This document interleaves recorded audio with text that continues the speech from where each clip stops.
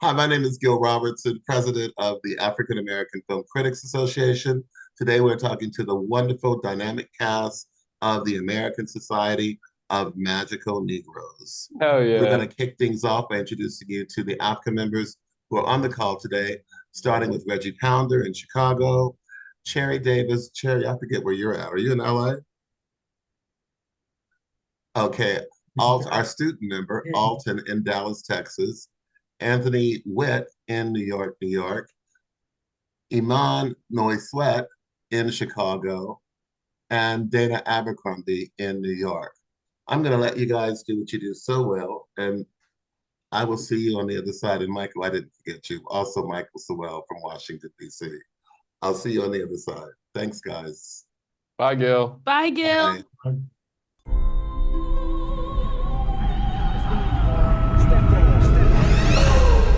I know you can feel their discomfort, Aren. Watching you walk through a room full of white people was the most painful thing I've ever seen. Excuse me. Sorry. I don't want to take you to a job interview. There's a recruiting class starting right now, and we got to get you in it. Welcome to the American Society of Magical Negroes. I don't really understand. It's easier to say. What's the most dangerous animal on the planet? Shark. White people, when they feel uncomfortable. White people feeling uncomfortable precedes a lot of bad stuff for us. That's why we fight white discomfort every day. Because the happier they are, the safer we are. The name needs a little updating, maybe like magical black people, or I guess that doesn't have the same ring. You ready? Oh, wow. Your first client is a Jason Munn. His morale is far too low. Hey. Hey. Darn it, I was hoping there was a station right next to him. Oh, is this one spoken for? No? Yeah, it's actually fun and weirdly relaxing. It's like being a secret agent with none of the danger. Hey, I'm Lizzie. Nice to meet you. Nice to meet you. She's great. Yeah, she's cool. You kidding? Come on, man. She's smart and funny. I know what you were doing going on about her. You're trying to set us up. No, that's not what I was doing. You cannot have a relationship with Lizzie now. Because if you don't put Jason first, everyone's magic will fail. I've always felt like it's my job to make white people feel comfortable, and here it literally is. But maybe it shouldn't be. I got a great plan to ask her out, but I'm gonna need your help. Do you think you could, like, work your magic? Hey, is he talking about me? Hey. Oh my God. Wait, are you? But I've traveled a long way. Someone defied the society. Who was it? If you didn't let her go like I told you, if you interfere with her or your client, you could have your memory erased. You won't even remember she existed.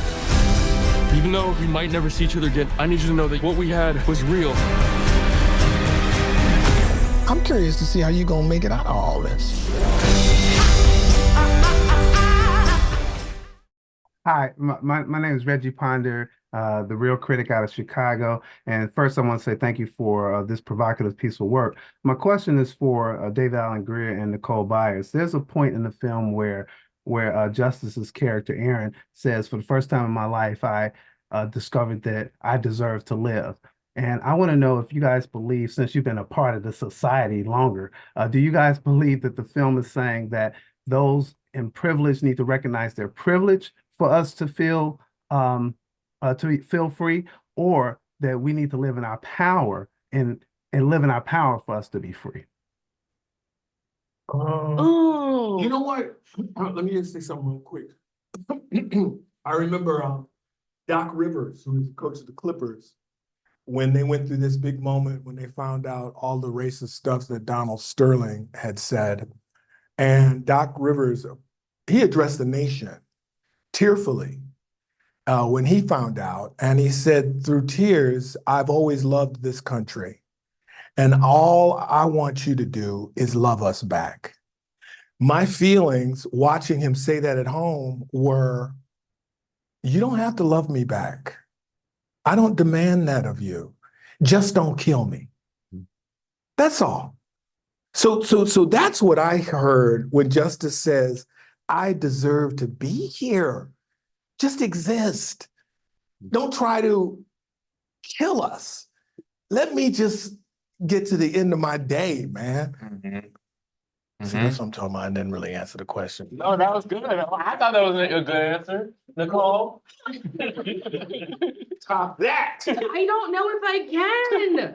I feel like, you know, living in your power, standing in your power does mean let me exist. And you're not trying to do anything other than what you do. Yeah. So like, I feel like Justice's character is like, I'm not gonna appeal to these people anymore. I'm not gonna, you know, be a bootlicker or whatever anymore. I'm gonna be me and I'm just gonna exist. And I very much identify with that. Like I'm a little weirdo and oh, I'm a big old David saying, bitch, you fat. You I didn't know. No, that's not what I said. But yeah, I kind of march to the beat of my own little drum off rhythm. And I feel like Justice's character is like, let me start doing that. Right? Let me be weird. Yeah, let me be me. Well, thank you so much. We didn't answer the question. Yes, you did. We did Yes, bad. you did. No, you did great. Hi, everyone. I really enjoyed the film. I'd like to ask, what was it like reading the script when you first saw it and saw the title, as well as the tropes of Black women and men characters that got turned on its head? I first read the script about 3 years before I attached myself to it. I took a film class in high school as an elective because I didn't want to take another math class, and I wrote actually an essay about the Magical Negro trope. So I knew what the Magical Negro trope was when I read the title, and reading the script, I thought it was like an incredibly subversive way that Kobi used this like very known archetype to discuss like the ways Black people survive in America. And it was my experience too. You know, I grew up in a very white environment. I placated to a lot of white people, really white. And I had to learn how to stand up for myself and how to make space for myself. So I knew I had a lot to bring to Aren in order to tell the story honestly and authentically. Yeah, that's my answer. It's a good answer. Okay, cool. Hi, everyone. I just wanted to say I love the movie. And my question here is for Justice, but I want to ask, what aspects of your character did you find the most challenging or rewarding to portray? Any scene where I had to be with David, David is very difficult to work with. He constantly bully me, pick on me. That ain't acting. Yeah, he would tell me I wasn't doing good. Yeah. No, what was the challenge? I love this guy. What was the challenging part of this character? It surprisingly was easy because I saw myself in the role, you know. I wasn't really kind of like bridging a gap between me and Aren. Like this was my experience, magic aside. And I knew that complicated feeling of trying to appease, but trying to appease in order to mitigate that discomfort, but ultimately creating more discomfort for yourself. I knew that those layers, so I knew how to play it. Emmanuel Noisette from E-Man's Movie Reviews. This question is actually for Kobi and Justice. I'd love for you to weigh in on this as well. So the film already had a huge challenge of talking about the Black experience in America adjacent to whiteness. And, you know, you chose to make Aren, the lead character, biracial, which kind of seemed in contrast to the majority of the other Magical Negroes. Can you share like your thought process behind the decision in context of portraying the Black experience in America? Yeah, sure. In terms of what the film is about, one way to think about what the film is about the false promise of assimilation. So there is a suggestion in certain corners of America. We keep each other clean here. That's what we do. Sorry, Kobi. There's a suggestion in certain corners of America that if we just assimilate harder as Black people or non-Black people of color, that if we just comply with the officer's orders, as it were, we're going to be safe. And I think that's a really dangerous lie. And part of the satire is underscoring that what's the pithy way you put it, Justice? That Palatability will not save the you. palatability will not save you, right? And to sharpen the critique of that false idea that assimilation, the palatability will save you, taking the most palatable people of color, a light-skinned non-black woman of color, High yellow, a black biracial, a black biracial man in Justice, and obviously it's my own experience too. That even Nah, he high yellow. we got a lot of names. You all know, this room knows all the names. Yeah. That even Black people like this, people of color like this, will never have access to the full privileges of whiteness, despite their literal proximity to whiteness. That casting choice was incredibly deliberate to highlight the falseness of that promise of assimilation. So to me, as a Black filmmaker, we're always thinking about colorism. We're always thinking about the representation of us. And I know Justice, I speak for both Justice and I, that we're incredibly aware of the opportunity cost of presenting bodies that look like ours as opposed to darker skinned bodies. There's a politics to that, and there's a tricky politics to that. But in this case, I really do believe the choice to cast these light-skinned humans is really Wait, did you just call me light skinned? Yeah, me either. I was like, I'm light skinned. We are. just talking about this axis. These challenged folk. I believe those politics are really positive for the Black community because attacking that lie about assimilation is, to me, terrifically important work for all Black people and also non-Black people of color. I think attacking that rhetoric and attacking that ideology is really important. And to me, this sharpened that critique. Anthony with the Movie Blog from New York. This one's also for you, Kobi. I wanted to kind of dig into that. You opted to depict an interracial romantic relationship between Aren and a white woman. The Dr. Umars of the world wouldn't approve. Can you share your thought process behind this decision and how it relates to the film's exploration of the Black experience? Well, the first thing I'd say is it's not a white woman. Half of one. She's sitting next to me, and she's not a white woman. And I promise you, and I don't want to speak for you, but I'm going to speak for you for a second, which is to say that I know that her experience as a human moving through the world, I know this character's moving through the world is not that of a white person. And I think it's really important to understand that, right? That what I'm depicting here is not a relationship between a Black man and a white woman. It's a relationship between a Black man and a non-Black woman of color, right? And in terms of the implicit criticism there, just to be really explicit about it, right, is that a relationship between a Black man and a white woman specifically is negative for the Black community because there is a subtext of a lack of love for Blackness in those relationships, and specifically a lack of love for Black women. So the first thing I need to say, and I want to be extremely clear about this, is that it is crucially important work that we are telling stories that center Black women, that show love for Black women and center Black love stories. That is crucially important political work, and I'm excited to tell stories that do that political work down the line. I also believe that there are ways that you can tell interracial stories in a way that do incredibly positive work for the Black community. And to me, this is one of those stories because some of the most urgent political work we have is trying to not fight structural racism alone. So to me, this is an intersectional choice. What I'm portraying is not the relationship between a Black man and a white woman, but a relationship between two people of color, a Black man and a non-Black woman of color. And to me, the work of understanding that while the way structural racism impacts someone who looks like Anli is different than the way it impacts someone who looks like Nicole and David and on, the forces we're fighting against are the same.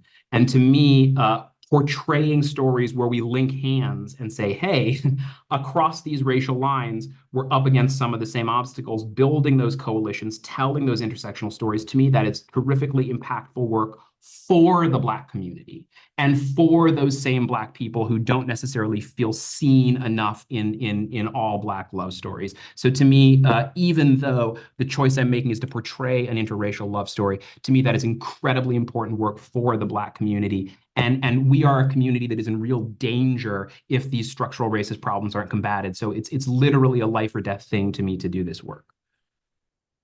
That's a good ass answer. Oh. I talk for you. That's good. That's good. That's good. Probably better than I would for myself. Yeah. I'm new to this. Thank you. Michael Sowell here. I just want to say for you, David, that you established a career that every role I've seen you since, my parents showing you in Living Color, you have been unapologetically you. And the relationship with terms of your character with Kobi is like, he always keep apologizing for even moments when he shouldn't be.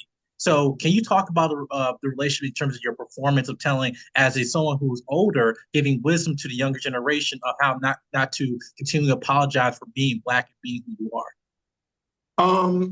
My character, I grew up with older Black men like that. I've always been me. These are the dudes who are like, you really should go to law school. You should be an engineer. You can't, actor, you can't, So that's the spirit of those guys is what I tried to put into Roger. But I also feel like he has empathy and love for Justice's character. It's just that I think my path is right to become a magical Negro. And, he rejects me immediately. He said, the name is funny. Man, I don't be what do y'all do? You fly around? But I grew up in a generation in which those are the messages I got. As a young kid, my grandmother was born in 1900. So when I was a little boy, I would lie on her bed with her and I said, Grandma, tell me about when you were a little girl. So she would tell me all these abhorrent, horrible stories about the racism and injustice she suffered. It was never told with tears and wailing. She just told the story. And as a little boy, I'd say, well, why didn't you fight back? She would just say, it was a different time. We couldn't. We could be hurt. You could be raped, killed, lynched, whatever. Those messages of don't fight the policeman in the street. Do what he tells you. It's more important to us that you come home alive.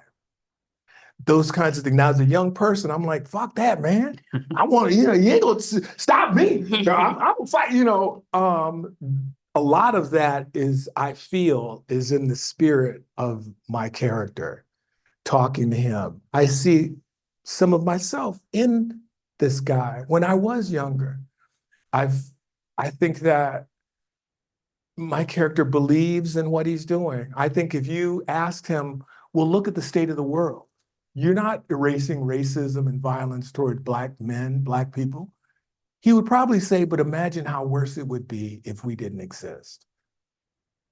That's what my character believes. That's not what I believe. That's what my character believes. But that is what I was trying to portray. And at the same time, to try and mentor this young man and to give him what I think is a great way of life. Join the Navy. Bunch of dudes, we on the boats all day. It's great.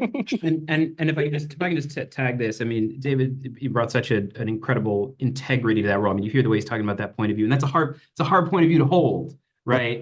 It's a challenging point of view to hold, especially as a Black man, to hold your dignity while holding that point of view. It's an incredibly difficult point of view to hold. Did a masterful job of it, in my humble opinion.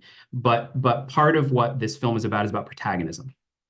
And whose stories do we center and whose stories do we thrust into the background? And obviously the first layer of that is telling the stories of Black people as opposed to the white leads. But there is a deeper story about protagonism that I'm interested in the film that David's alluding to, which is who are which Black people do we choose to center? And I think it is really easy for us as a nation to center the stories of the Harriet Tubmans and the Rosa Parks, these incredible people who stepped forward and resisted, right? Those are incredible stories. They're inspiring stories. We need to keep telling those stories. But part of who I wanted to center in this film are the Black people who just got home, who just stayed alive. The people like David's grandma, because I believe there is a heroism to that, to just surviving the systemic racism of America, especially Black people in the older generation. There's an incredible heroism to just surviving. And to me, centering that point of view and having some grace for it, even while we obviously, as this generation, can reject large elements of it, having some grace and respect for that and the people that came before us, and centering those people as opposed to just the people that resisted a little more actively and a little more comfortingly. To me, that's part of what the film is about.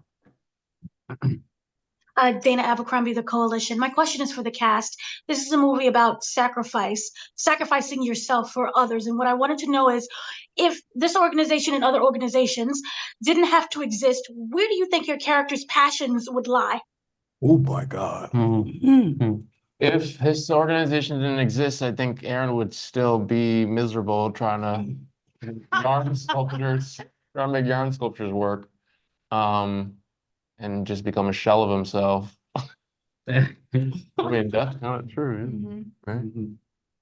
And that's the one I don't know. I mean, I guess, we talk about in the movie, I talk to Justice and tell him about, I was in his same predicament. I fell in love with this girl and I had to let them go. He would probably go back to that, finish that life that he cut short. What could have been. I could have kids, big old house, something like that, probably. Yeah. Nicole? Yeah.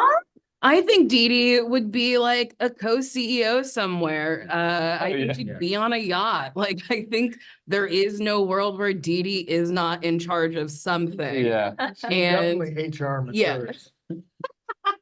Yeah, like working HR or something. Yeah. Yeah. She would be rich. Yeah. I think that's who would be. Yeah. Oh, wow. Unleashed. I think Lizzie would still be a designer. It's in the script that she's good at it, and I think she really does care about that job alongside her other job. I don't know if I'm allowed to say that. Yeah. I think they've seen it, right? Yeah. Well, so I think she'd still be a designer.